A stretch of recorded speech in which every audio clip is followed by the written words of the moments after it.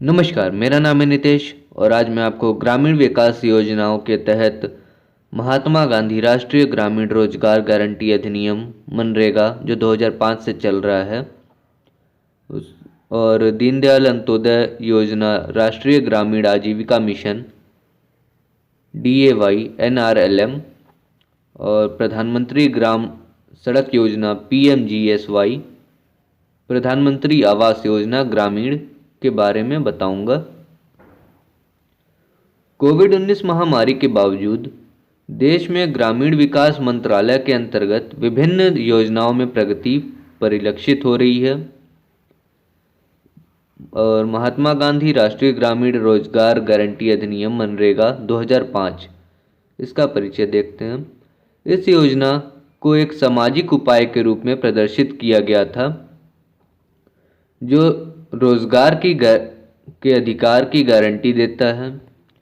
इस योजना के संपूर्ण कार्यान्वयन की निगरानी ग्रामीण विकास मंत्रालय द्वारा राज्य सरकारों के सहयोग से किया जाता है।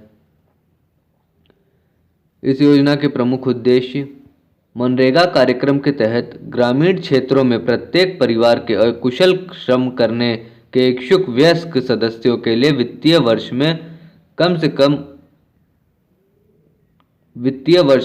से कम 100 दिन का गारंटी युक्त रोजगार प्रदान किया जाता है, जिसके परिणाम स्वरूप निर्धारित गुणवत्ता और स्थायित्व के उत्पादक संपत्ति का निर्माण होता है।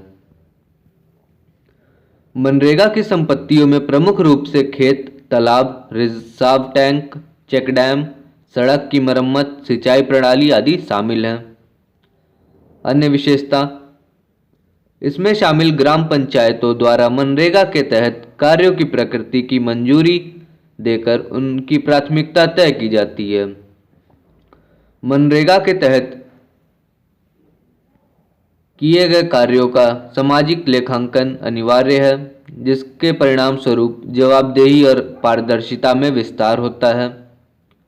उपलब्धियां वित्तीय वर्ष 2021-22 में 2.95 करोड़ व्यक्तियों को 5.98 लाख संपत्ति निर्माण कार्य को पूरा करने और 4.56 करोड़ व्यक्ति दिनों का सृजन करने के लिए काम की पेशकश की गई है।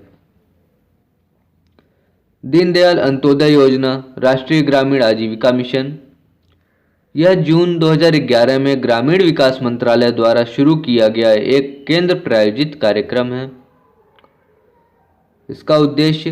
इस योजना का उद्देश्य देश में ग्रामीण गरीब परिवारों हेतु कौशल विकास और वित्तीय सेवाओं तक बेहतर पहुंच के माध्यम से आजीविका के अवसरों में वृद्धि कर ग्रामीण गरीबी को कम करना है। इस कार्यप्रणाली क्या है इसमें स्व सहायतित उद्देश्यों की पूर्ति के लिए सामुदायिक पेशेवरों के माध्यम से सामुदायिक संस्थाओं के साथ कार्य किया जाना शामिल है, जो DAY NRLM का एक अनूठा प्रस्ताव है।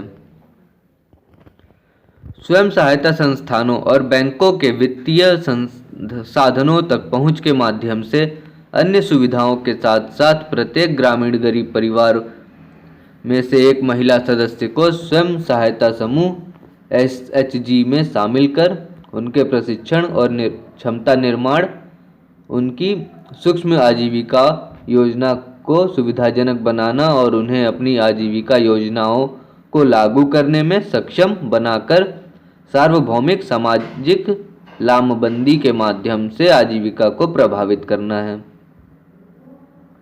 उपलब्धियां क्या हुई इस योजना की?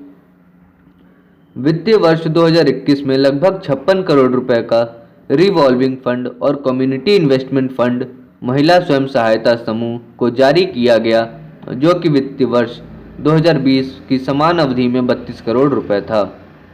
इस कार्यक्रम के तहत कृषि और गैर कृषि आधारित आजीविका पर प्रशिक्षण, कोविड प्रबंधन और कृषि पोषक उद्यानों को बढ़ावा देना शामिल है।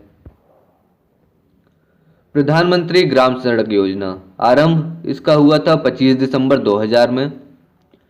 इस योजना का प्राथमिक उद्देश्य निर्धारित मानकों को पूरा करने वाली असंबद्ध बस्तियों को 12 मासी सड़कों नेटवर्क प्रदान करना। जो भी बस्तियां थीं कुछ निर्धारित मानकों को पूरा कर रही थीं तो उनको 12मासी सड़क देना। लाभार्थी इसमें क्या थे? इसमें निर्धारित जनसंख्या वाली असंबद्ध बस्तियों को ग्रामीण संपर्क नेटवर्क प्रदान कर ग्रामीण क्षेत्रों का सामाजिक आर्थिक सशक्तिकरण करना शामिल है। योजना के अंतर्गत जनसंख्या का आकार 2001 की जनगणना के अनुसार मैदानी क्षेत्रों में 500 प्लस और उत्तर पूर्वी राज्यों, हिमालयी राज्य, मरुस्थलीय और जनजातीय क्षेत्रों में 250 प्लस निर्धारित किया गया। उपलब्धियां क्या हैं? विगत 3 वर्षों की तुलनीय अवधि में इस योजना के तहत सड़कों की सर्वाधिक लंबाई का निर्माण किया गया है। प्रधानमंत्री आवास योजना ग्रामीण में आरंभ इसका हुआ था वर्ष 2022 तक सभी के लिए आवास के उद्देश्य को प्राप्ति करने के लिए 1 अप्रैल 2016 को पूर्ववर्ती इंदिरा आवास योजना का पुनर्गठन कर उसे प्रधानमंत्री आवास योजना ग्रामीण कर दिया गया।